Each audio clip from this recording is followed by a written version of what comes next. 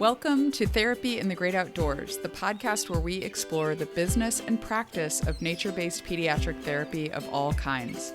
If you're an outdoor-loving pediatric practitioner in the fields of occupational, physical, or speech therapy, social work, or mental health, this podcast will help you start and grow a successful nature-based practice or program.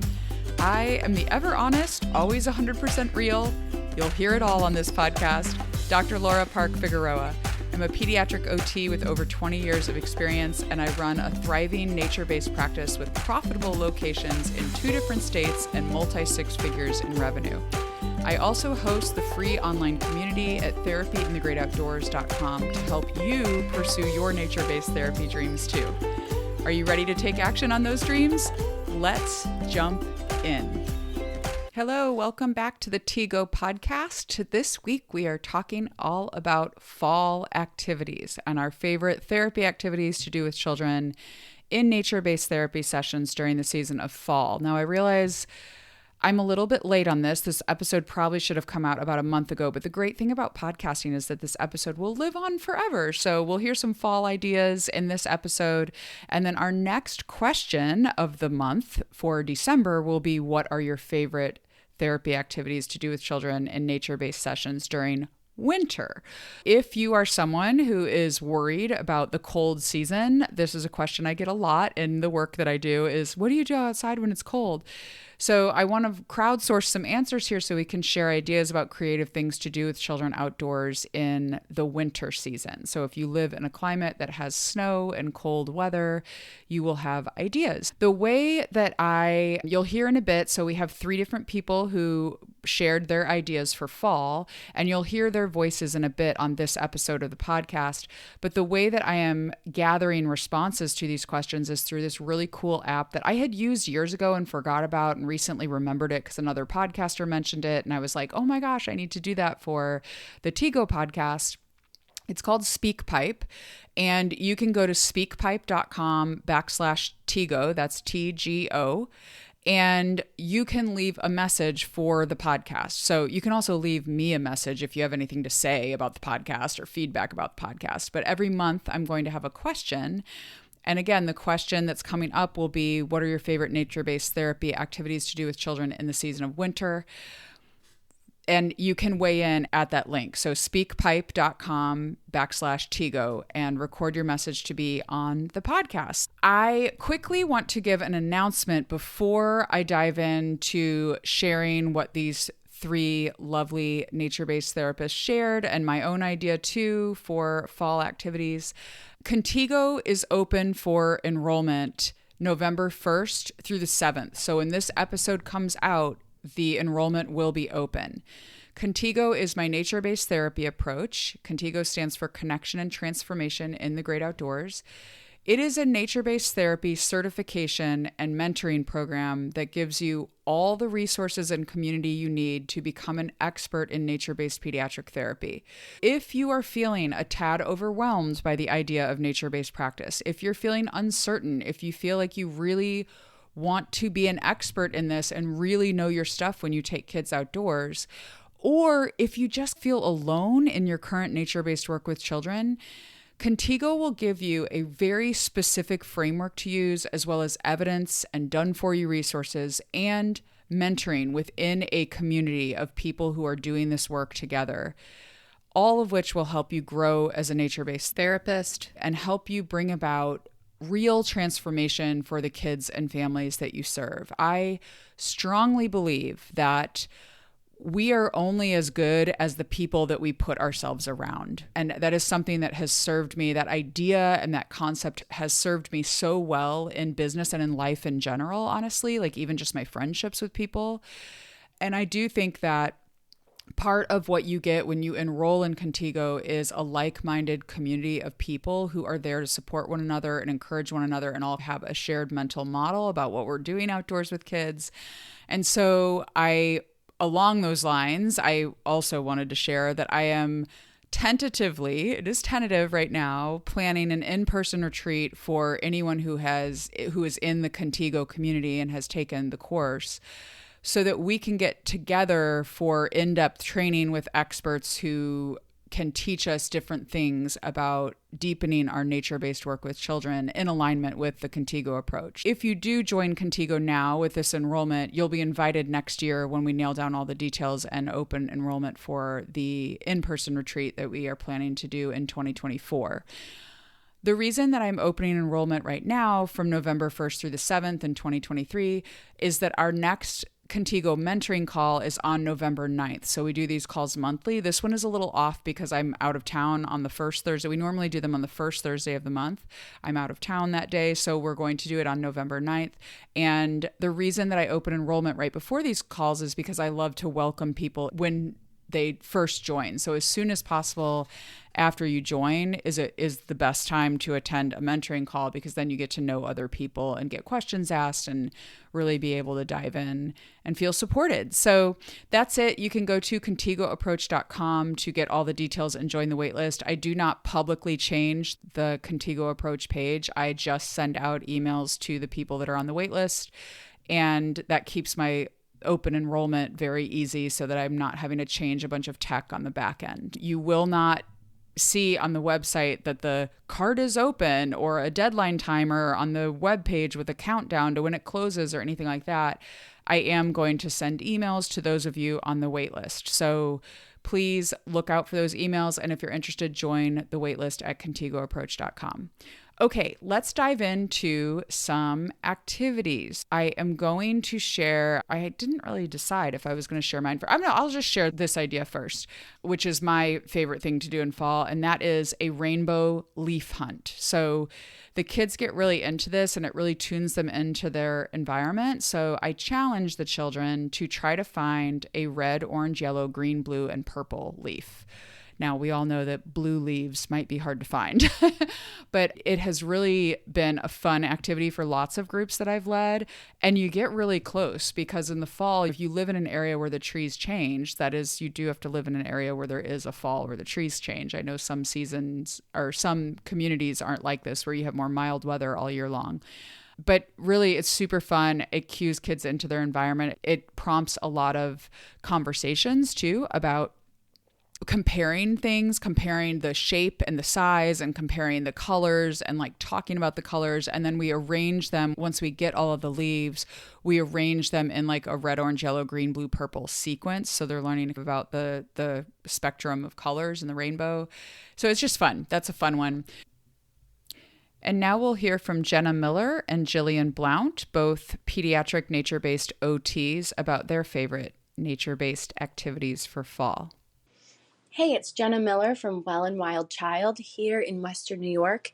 I would say with the beautiful fall foliage in this part of the country, my favorite fall nature-based activity would definitely have to involve leaves. Currently, one of my favorite fall activities is searching for the biggest leaves that we can find. We have a lot of fun comparing our leaves, identifying the leaves, and of course, making leaf piles. Hi, my name is Jillian Blount of Wild Free Kids OT in Wasilla, Alaska. My Instagram handle is Wild Free Kids OT. I love to watch leaves and the change of the seasons. Alaska, fall happens really quickly, and it gives us a time to slow down and observe. And my favorite things to do is actually get on the ground under some trees and watch the leaves. We try to catch them, we try to sort them, we create different activities and art projects with the leaves. Pine cones are really fun.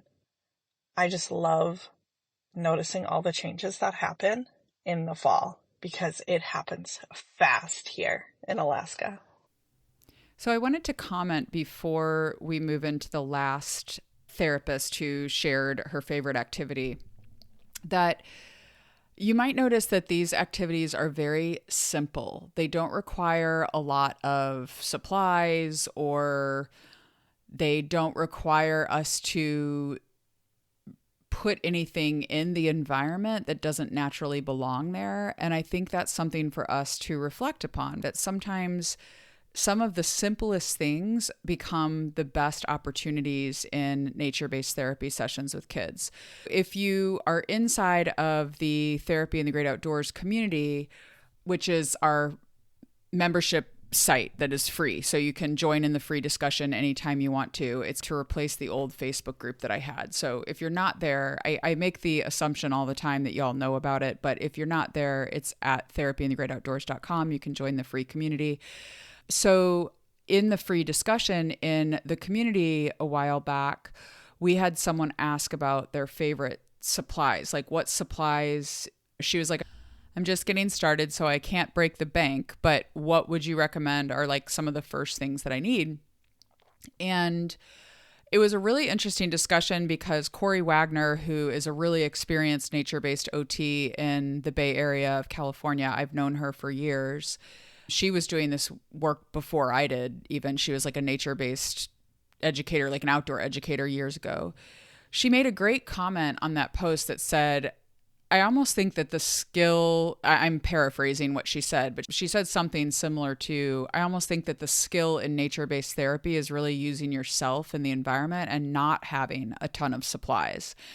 And that is something that I, in the past, have learned that sometimes the activities that require extra things to be brought in, yes, they're fun, but they're maybe not necessary in the real work that goes on in a nature-based session with children. So just having yourself there, the child there, and the environment there can be enough. Now you have to be skilled at being able to navigate a therapy session with very minimal supplies. This is something that came up in my research. Like you really do need to have good clinical reasoning and good ability to be creative and imaginative to come up with things to do just using the natural environment.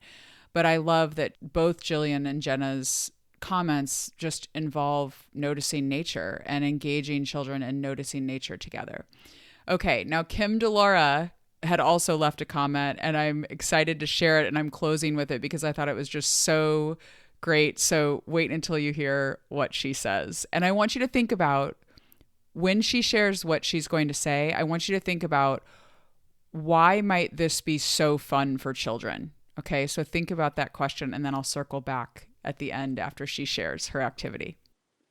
Hi, this is DeLaura with Explore Pediatric Therapy, located in the South Shore of Massachusetts between Boston and Cape Cod. You could follow us on Instagram at Explore Pediatric Therapy. And my answer to this month's question is one of our favorite activities to do with children in nature during fall is to carve pumpkins. And then give kids the option to take a mallet or a hammer to smash those pumpkins. Do you know why children might love doing this? Have you thought about it? Why would children love to take a mallet or a hammer and smash pumpkins?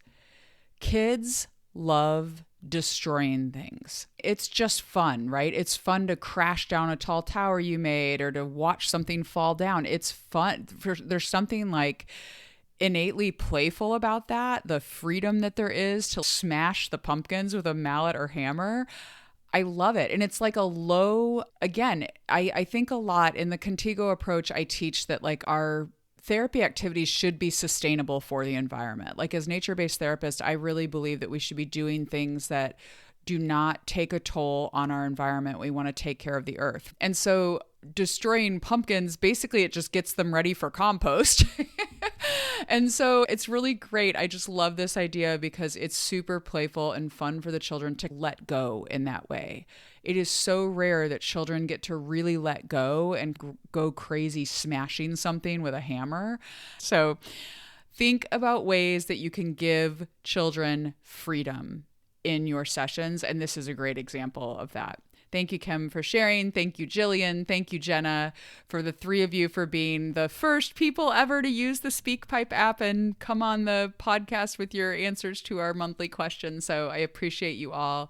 And that's it for this week. And please go to speakpipe.com/TGO to share what your favorite winter activities are. And I hope to get that episode out in the beginning of winter rather than near the end of winter. Okay, I'll talk to y'all next week. Bye. Thanks for joining me today for Therapy in the Great Outdoors. If you want valuable advice as you start or grow your nature-based pediatric practice, get my free ebook, The Nature-Based Practice Roadmap. It is a guide to help you focus and avoid costly mistakes as you start or grow your outdoor work with children. In it, I share the 4 stages of nature-based practice, what you need to focus on and common mistakes to avoid in each stage, plus a checklist of specific action steps for you to take at each stage in the process. Get it at therapyinthegreatoutdoors.com/roadmap. So until next time, get outside, connect, reflect, and enjoy therapy in the great outdoors.